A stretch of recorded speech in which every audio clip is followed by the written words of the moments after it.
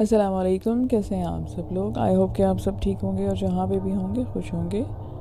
آج کی یہ پہلی سٹوری آمنہ ملک نے مجھے راولپنڈی سے سینڈ کی ہے۔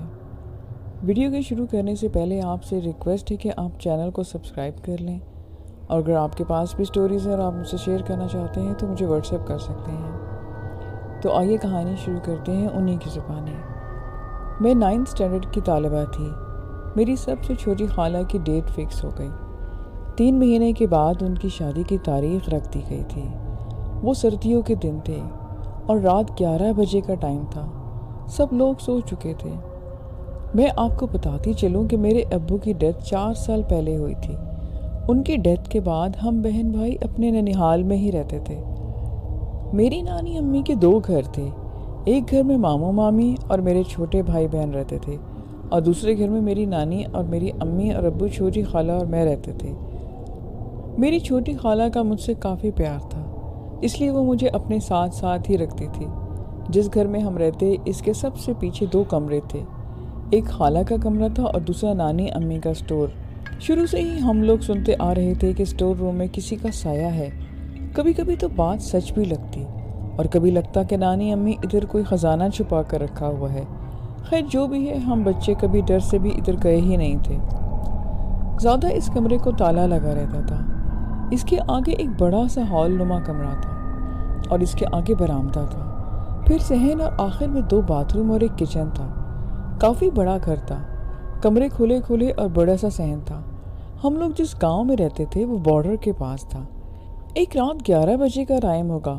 خالہ اپنی شادی کے کپڑے سلائی کر رہی تھی اور میں ان کے ساتھ بیٹھی باتیں کر رہی تھی۔ نانی امی سو گئی تھی، کیونکہ نانی امی اور نانا ابو تہجد کے ٹائم اٹھ کے جاتے تھے اور اس لیے رات کو جلدی سو جاتے۔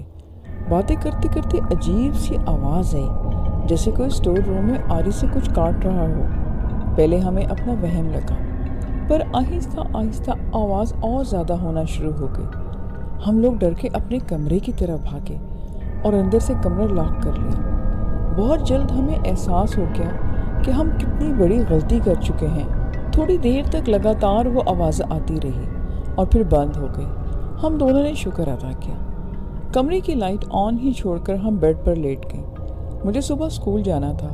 لیٹتے ہی میری نیند آنا شروع ہو گئی کہ اچانک پھر وہی آواز آئی۔ خالہ نے مجھے اٹھایا۔ آواز اتنی زیادہ ہو گئی کہ لگے کہ ساتھ والے کمرے سے نہیں بلکہ ہمارے کمرے سے آ رہی ہے۔ ہماری ڈر کے مارے حالت خراب ہو گئی۔ ہوتا یہ کہ اچانک سے آواز آنا بند ہو جاتی کہ جیسے کوئی تھک کے رک جاتا ہے، اور کام کرتے کرتے جب دوبارہ سے آتی پہلے سے زیادہ ہوتی۔ شروع میں تو ہمیں لگا کہ شاید کوئی چور ہے، پھر اچانک سٹور کا دروازہ کھلنے کی آواز آئی۔ وہ سردیوں کی رات تھی، اس لیے ہلکی سی آہٹ بھی صاف سنائی دیتی۔ سٹور سے دروازہ کھلتے اور کوئی سیدھا فریج کی طرف گیا، اور فریج کھولا اور فریج کی لائٹ ہلکی ہلکی ہمارے کمرے میں بھی آ رہی تھی۔ پھر ایسا لگا جیسے کوئی کھانے کے لیے کچھ ڈھونڈ رہا ہے۔ ہم لوگ بھاگ کر دروازے والی دیوار کے ساتھ زمین پر بیٹھ گئے۔ ہمارے دروازے کے ساتھ ہی باہر کی سائڈ پر صوفہ رکھا ہوا تھا، اور بیچ میں ایک صوفے کی دیوار کا فاصلہ تھا کہ اچانک صوفے پر کسی کے بیٹھنے کی آواز آئی۔ ہمارے خوف سے چیخ نکل گئی۔ خالہ نے ہمت کر کے دیوار سے لگے لگے کھڑے ہو کر لائٹ آف کر دی تاکہ اندر کسی کو کچھ نظر نہ آئے۔ پھر کافی دیر ہم یوں ہی دیوار سے لگی انتظار کرتے رہے کہ اب کوئی آواز آئے، پر باہر بالکل خاموشی چھا گئی۔ ڈرتے ڈرتے خالہ نے کی ہول سے باہر دیکھا۔ جیسے ہی خالہ نے دروازے کے ساتھ منہ لگایا، دروازے پر دستک ہو گئی۔ ہم نے جتنی زور سے ہو سکتا ہے چیخنا شروع کر دیا تاکہ ہماری آواز برآمدے میں سوئے نانا اور نانی جان تک پہنچ جائے، پر ایسے لگتا تھا کہ ہماری آواز باہر جا ہی نہیں رہی۔ جتنی زور سے ہم چیختے اتنی ہی زور سے دروازے پر دستک ہوتی۔ چیخنے کے ساتھ ساتھ ہم زاروں قطار رو بھی رہی تھی اور اللہ سے دعا کر رہے تھے کہ کسی طرح یہ رات ختم ہو جائے۔ نہ رات ختم ہو رہی تھی نہ ہمارا ہی امتحان۔ رو رو کر نڈال ہو کر ہم فرش پر ہی لیٹ گئے، اور دستک بھی بند ہو چکی تھی، پر باہر چلنے کی آواز لگاتار آ رہی تھی۔ ہم لوگ کچھ سردی کی وجہ سے اور کچھ خوف کی وجہ سے فل کانپ رہے تھے۔ ہمت کر کے ہم نے کمبل بیڈ سے کھینچا اور اپنے اوپر لے لیا۔ ابھی ہم ٹھیک سے بیٹھے بھی نہیں تھے کہ دروازے کے نیچے سے چابیاں اندر گرنے کی آواز آئی، اور ایسا محسوس ہوا کہ جیسے ہمارے پاس سے گزرتی ہوئی بیڈ کے نیچے گئی ہیں، اور وہاں چابیاں چمک رہی تھیں۔ ہم دونوں نے کمبل میں منہ چھپا لیا۔ اچانک اندھیرے میں ہمیں بہت خوف آنے لگا، ایسا خوف کہ لگے کہ ہمارے کمرے میں ہی نہیں بلکہ کسی قبر میں ہوں ہم۔ خالہ نے 0 کی لائٹ آن کر دی تھی۔ آہستہ آہستہ ہوتی ہوئی ہم دروازے کے ساتھ والے کمرہ جو کہ کونا تھا، ہم ادھر جا کے بیٹھ گئے۔ ابھی ہم کونے میں پہنچے ہی تھے کہ دروازے پر پھر سے دستک سٹارٹ ہو گئی اور ساتھ ساتھ کوئی ہاتھ دروازے کے نیچے سے اندر آئے۔ کبھی ہاتھ نظر آئے اور کبھی کوئی کی ہول سے دروازہ کھولنے کی کوشش کرے۔ ہماری چیخو پکار پھر سے شروع ہو گئی۔ پھر باتوں کی آوازیں آنا شروع ہو گئی۔ ہماری بات تو کسی کی سمجھ میں نہ آئی، پر ایسا لگا کہ جیسے 2 لوگ آپس میں آہستہ آہستہ سے باتیں کر رہے ہیں۔ 4 بجے کا ٹائم ہو چکا تھا۔ ہمارے گھر کی پچھلی طرف گاڑی رکنے کی آواز آئی۔ گھر کی پچھلی طرف کھڑکی تو کوئی نہیں تھی، پر ایک روشن دان تھا جس میں سے گاڑی کی لائٹس اندر آ رہی تھی۔ ہمیں کچھ حوصلہ ہوا کہ شاید کوئی ہماری آواز سن لے اور ہماری مدد کو آ جائے۔ گاڑی کے رکنے کے بعد ہم اونچی آواز میں بولے کہ آپ جو کوئی بھی ہو پلیز ہماری مدد کرو۔ 5 ہی منٹ گزرے ہوں گے کہ ہال کمرے کا دروازہ کھلنے کی آواز آئی اور تھوڑی دیر بعد چھت پر بھاگنے کی آواز۔ ہماری چھت پر مٹی تھی اس لیے چلنے کا بھی پتہ چل جاتا تھا۔ جہاں گاڑی رکی تھی اس کے پاس کسی کی چھلانگ کی آواز آئی اور پھر گاڑی سٹارٹ ہوئی اور چلی گئی۔ ہمیں اس بات کا پکا یقین ہو گیا کہ کوئی چور تھا، پر یہ خیال بار بار ذہن میں آ رہا تھا کہ ہماری چیخوں کی آواز سے کوئی اٹھا کیوں نہیں۔ اتنے میں تہجد کی اذان ہو گئی اور ہر طرف آواز بھی بند ہو گئی۔ 6 بجے امی مجھے اسکول جانے کے لیے اٹھانے آئی۔ سب لوگ ہال کمرے کے دروازے پر دستک دے رہے تھے اور ہم لوگ اس بات پر حیران تھے کہ دروازہ تو کسی نے کھولا ہی تھا، تو یہ پھر کیسے بند ہو گیا۔ نانی امی کی ڈانٹنے پر خالہ نے اس شرط پہ دروازہ کھولا کہ سب لوگ کھڑکی میں کھڑے ہو کر دیکھتے رہیں۔ پھر خالہ نے دروازہ کھولا اور بھاگ کر نانی امی کے پاس چلی گئی اور روتے روتے سب کو اپنی رات کی آپ بیتی سنائی۔ مجھے تو صبح تک شدید بخار ہو چکا تھا جو کافی دن تک رہا۔ حیرت کی بات یہ تھی کہ ہر چیز ویسی کی ویسی تھی اور رات بھر کسی کو ہماری کوئی آواز سنائی نہ دی۔ نہ جانے وہ کیا مخلوق تھی جو رات بھر ہمیں خوفزدہ کرتی رہی۔ نیکسٹ چھوٹا سا انسیڈنٹ مجھے علی نے گجرات سے سینڈ کیا ہے۔ یہ سچا واقعہ کچھ دن پرانا ہے اور ہمارے گروپ ممبر کے ایک دوست کے ساتھ ہوا۔ وہ سیر کی غرض سے پچھلے دنوں وادی سون سکیسر میں تھے۔ بقول اس کے وہ دوستوں سے ذرا ہٹ کے چل رہا تھا۔ کہہ رہا تھا کہ پتہ نہیں کیوں طبیعت اداس تھی۔ درخت کے نیچے اکیلا ہی بیٹھ گیا۔ دوست تھوڑا دور تھے اور ان کی آوازیں آ رہی تھیں۔ درخت سے ٹیک لگائے بیٹھے ابھی تھوڑی ہی دیر ہوئی تھی کہ کسی کے بولنے کی آوازیں آنا شروع ہو گئی۔ وہ کیا بول رہا تھا کوئی سمجھ نہیں آ رہی تھی۔ اس کی آواز اور اس کا انداز کیا تھا، میں سمجھا کہ شاید کوئی مقامی شخص ہے جو اپنی لوکل لینگویج میں بات کر رہا ہے، تو میں نے اگنور کر دیا۔ کچھ دیر بعد خاموشی چھا گئی۔ ماحول پرسکون سا ہو گیا، مگر خاموشی بڑھتے بڑھتے اتنی بڑھ گئی کہ مجھے ایسا لگا کہ جیسے ساری دنیا ہی خاموش ہو گئی ہے۔ اتنا سناٹا وحشت ہونے کی لگی کہ موت کسی خاموشی ہو۔ مجھے شک ہوا کہ شاید میں بہرا ہو گیا ہوں۔ میں نے اس خاموشی سے گھبرا کر دوستوں کو آوازیں دینا شروع کر دی، مگر میری آواز ہی نہیں آ رہی تھی۔ بس یہی محسوس ہو رہا تھا کہ میرے ہونٹ ہل رہے ہیں اور گلے سے آواز نہیں نکل رہی۔ میں شدید ڈر گیا اور اٹھ کر اس طرف بھاگا جہاں میرے دوست تھے۔ جب میں بھاگ رہا تھا تب ایسا لگ رہا تھا کہ سارے درخت، پتھر، غرض کے ہر چیز میرے ساتھ بھاگ رہی ہو۔ میں نے اور تیزی سے بھاگنا شروع کر دیا۔ اب میرے اوزان ختم ہو چکے تھے۔ جب دور دوستوں کی شکلیں نظر آئیں تو حوصلہ ہوا۔ بمشکل میں ان تک پہنچا۔ پھر کیا ہوا کچھ پتہ نہیں، بس اتنا پتہ ہے کہ جب ہوش آیا تو سارے یار دوست میرے ارد گرد تھے، مجھے ہوش میں لانے کی کوشش کر رہے تھے۔ مجھے ہوش آیا تو جیسے تیسے کر کے مجھے روم میں لے گئے۔ وہاں میں نے انہیں یہ سارا واقعہ سنایا۔ ہم سب اتنا ڈر گئے تھے کہ بس وہی رات وہیں گزاری اور اگلے دن اپنے گھروں کی راہ لی۔ اگلا ریئل انسیڈنٹ عثمان کے ساتھ ہوا جو ان دنوں لاہور میں رہتے ہیں۔ آئے میں آپ کو انہیں کی زبانی سناتی ہوں۔ میں ان دنوں UAE میں ایک جرمن بیسڈ پاور پلانٹ پر جاب کر رہا تھا۔ وہاں پر میرے سوا باقی سب بیرون ملک کے لوگ تھے جو نہ ہماری زبان سمجھتے تھے اور نہ یعنی کہ انگریزی زبان میں زیادہ تر بات چیت کا واحد ہی ذریعہ تھا۔ کچھ ایک ہفتہ قبل مجھے خبر ملی کہ ایک لیبر انڈیا سے آ رہی ہے جو کہ 60 افراد کے قریب ہوں گے۔ میں تو بہت خوش ہو گیا کہ چلو اچھا ہے، ہماری زبان تو ایک ہے اور اچھا وقت گزرے گا۔ فلائٹ جمعرات کی رات تھی۔ میری خوشی عروج پر تھی کہ اگلے دن چھٹی تھی، تو صبر سے کام لیا۔ ورکنگ ڈے میں ہی میں ان سے ملاقات ہو سکے گی۔ میں اپنے کام میں بزی تھا تو میرے مائنڈ سے ان کا خیال نکل گیا۔ اس بیچ 1 ہفتہ گزر چکا تھا۔ کچھ لوگوں اور کچھ جونیئر سے آنے والوں کا ذکر بھی کیا۔ انہیں اس کے بارے میں کچھ خاص معلومات نہیں تھی، بس اتنا ہی پتہ چل پایا کہ انہیں سمندر کے واقع ایک جزیرے میں عارضی لیبر کیمپ میں ٹھہرایا جا چکا ہے۔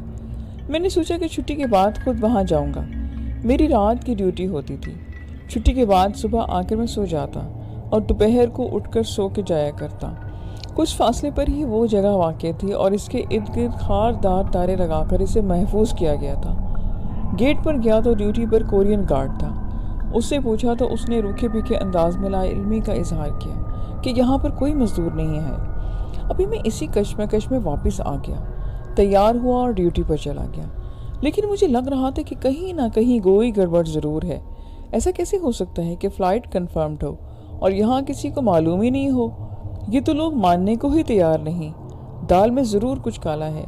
اگلے دن میں خود وہاں جانے کے لیے پروگرام بنا بیٹھا۔ بنا کسی کو بتائے یا اجازت لیے میں نے اس کیمپ کے رہائشی علاقے کے قریب سے خاردار تار کو ہٹا کر جگہ بنائی اور اندر آ گیا۔ وہ جگہ بہت سالوں سے ویران تھی اور اس طرف کوئی نہیں آتا جاتا تھا۔ میرا سسپینس مجھے وہاں تک لے کر گیا، پر میری چھٹی حس کہہ رہی تھی کہ کوئی خطرہ ہے۔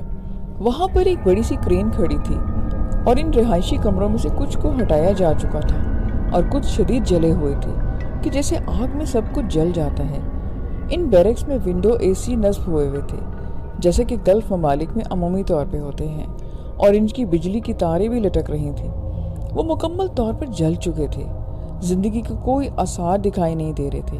میں آگے بڑھا تو دیکھا کہ اے سی چل رہے تھے۔ دروازہ اد کھلا تھا، پاؤں سے اسے دھکیلا تو کھلتا چلا گیا، لیکن اندر کا سین میرے مکمل آسان خطا کر گیا۔ خالی کمرہ شدید جلا ہوا اور مکمل طور پر تباہ حال، لیکن اندر کس قدر ٹھنڈک کہ جیسے وہ سب اے سی دروازے پر ٹھنڈک پھینک رہے ہوں، حالانکہ باہر شدید گرمی تھی۔ اندر سے کچھ مانوس کھٹپٹ کی آواز آئی اور میں جو حواس باختہ سا کھڑا اس منظر میں گم تھا، ایک دم ہوش میں آیا اور سر پٹ پیچھے کی طرف بھاگا۔ کیسے ہی میں اپنے رہائشی علاقے میں پہنچا وہ ایک الگ کہانی ہے۔ جیسا کہ میں آپ کو بتا چکا ہوں کہ میری نائٹ ڈیوٹی ہوتی تھی، تو میں اپنی ڈیوٹی پر چلا گیا، واپس آیا اور سو گیا۔ بتاتا چلو کہ صبح جاب سے واپسی پر میری روم میٹ میری اپنی ڈیوٹی پر جا چکے تھے اور میرے جانے کے بعد وہ واپس آتے تھے۔ میں واپس آیا تو اکیلا تھا کمرے میں۔ سو گیا تو عجیب سی آواز آئی، جیسے کوئی کچھ گھسیٹ رہا ہو، اور ساتھ ٹک ٹک کی سی آواز آئی۔ وہ ایسا وقت ہوتا تھا کہ یا تو اس ایریا میں ہوتا یا پھر صفائی والے آتے تھے۔ صفائی والوں کا وقت نہیں ہوا تھا، لیکن میں سونے کی کوشش کرتا رہا۔ سوچا قریب ہی کوئی کام سے ہو رہا ہوگا۔ باقی رہائشی کمرے اسی احاطے کے دوسرے اینڈ پر تھے اور ورکنگ سائٹ پر اس علاقے کے بہت فاصلے پر تھی۔ آخر یہ دوپہر تک ان کی آوازیں میں آتی رہیں اور کرانے اور آہ کی آواز بھی شامل ہوتی۔ میں نے آنکھیں کھولی، سائڈ ٹیبل کی لائٹس آن کی اور سامنے کارنر پر میرا ورکنگ ٹیبل پڑا تھا۔ اس پر جامنی شلوار سوٹ ملبوس کوئی آدمی بیٹھا تھا۔ میں ایک دم حیران ہوا کہ میرا کوئی بھی روم میٹ شلوار قمیض نہیں پہنتا اور نہ ہی صفائی والوں کا یہ یونیفارم ہوتا ہے۔ سیکیورٹی اتنی سخت تھی کہ کوئی باہر کا بندہ ادھر آ نہیں سکتا، تو یہ کون ہے؟ میں نے اسے آوازیں دیں کہ بھائی کون ہو اور یہاں پر کیا کر رہے ہو؟ اس نے میری طرف توجہ نہ دی۔ میں بیڈ سے اٹھا اور اس کی طرف بڑھا۔ جا کر میں نے اسے قریب سے پکارا کہ کون ہو، کیوں کیا کرا رہے ہو؟ اور اس نے میری طرف پھر بھی نہ دیکھا۔ آخر کار تنگ آ کر میں نے اسے کندھے پر ہاتھ رکھ کر اسے بلایا اور اس کی وہاں موجودگی کی وجہ پوچھی۔ میرے ہاتھ کو یوں لگا کہ جیسے میں نے کسی برف کے سل پر ہاتھ رکھ دیا ہے، اور اس نے جیسے ہی میری طرف گردن گھمائی، اوہ خدایا، میری آنکھیں پھٹی کی پڑی رہ گئیں۔ اس کا رنگ سیاہ کالا تھا، جیسے کہ جلا ہوا ہو، اور اس کے منہ پر بڑے بڑے آبلے پڑے ہوئے تھے، جیسے آنکھ سے جلنے کے بعد سکن پر آ جاتے ہیں۔ پھر جو جیسے ہی اس نے منہ گھمایا، میں نے سر پر باہر کی طرف دوڑ لگا دی۔ سیکیورٹی کو زور زور سے آوازیں دیں کہ دیکھو میرے کمرے میں کوئی ہے۔ میں جہاں کھڑا سیکیورٹی کو بلا رہا تھا، وہ جگہ ٹھیک میرے روم کے سامنے تھی۔ میری آنکھوں کے سامنے ہی کوئی باہر جا کر اندر آ جا سکتا تھا۔ دوسری طرف صرف کھڑکیاں تھیں جو مسلسل لاک رہتی تھیں، تو وہاں سے کسی کے آنے جانے کا امکان ہی نہیں تھا۔ جیسے ہی میں نے سیکیورٹی کو لے کر کمرے میں داخل ہوا تو وہاں پر کوئی بھی نہ تھا۔ انہوں نے پورے کمرے اور اس کے ساتھ اٹیچ جگہوں کی تلاشی لی، پر وہاں پر کسی زورو کا وجود نہیں تھا۔ سیکیورٹی والے میری طرف تشویشناک نظروں سے دیکھنے لگے کہ جیسے انہیں میری مینٹل کنڈیشن پہ شک ہو۔ میں نے ان کا شکریہ ادا کیا تو وہ واپس چلے گئے۔ میں پریشان سا واپس اپنے کمرے میں آیا اور ادھر ادھر دیکھا۔ میں اپنا وہم سمجھ کر سر جھٹکا اور شام کو ڈیوٹی کے لیے تیار ہونے لگا۔ اگلی صبح میرا حوصلہ نہیں ہو رہا تھا کہ اکیلا اس کمرے میں سوں، لیکن اس کے سوا میرے پاس کوئی چارہ بھی نہیں تھا۔ خیر میں لیٹ گیا، لیکن آہوں اور کراہوں کی دروازوں کے اور شور عجیب سے گھسیٹنے کی آوازیں مجھے مسلسل ہی آتی رہیں۔ میں بالکل سو نہیں پایا۔ اس شام میں جاب پر جانے کے بجائے اپنے جرمن چیف سیکورٹی آفیسر کے پاس چلا گیا اور اس سے اس فلائٹ اور مزدوروں کے بارے میں دوبارہ سے پوچھا۔ اس نے مجھے ٹالنے کی خاطر وہی گھسا پٹا جواب دیا کہ یہاں پر ان کی ضرورت نہیں تھی، اس لیے اسے کسی کمپنی کے ایک دوسرے پروجیکٹ پر ان کے ساتھ والے شہر میں بھیج دیا گیا ہے۔ لیکن جب میں نے اسے اپنے کمرے میں پیش آنے والے واقعے کے بارے میں بتایا تو وہ کچھ سیریس ہوا۔ اس نے کہا کہ تمہارا وہم ہے اور کچھ نہیں۔ پھر اس نے میرے لیے کافی منگوائی اور پورا 1 گھنٹہ مجھ سے اس بات پر بات کی۔ میرا برین واش کرتا رہا کہ ایسا کچھ بھی نہیں ہے حقیقت میں، اور یہ محض تمہارا وہم ہے جو کسی بھی سٹریس یا ٹینشن کی حالت میں ہمارے سامنے آ جاتے ہیں۔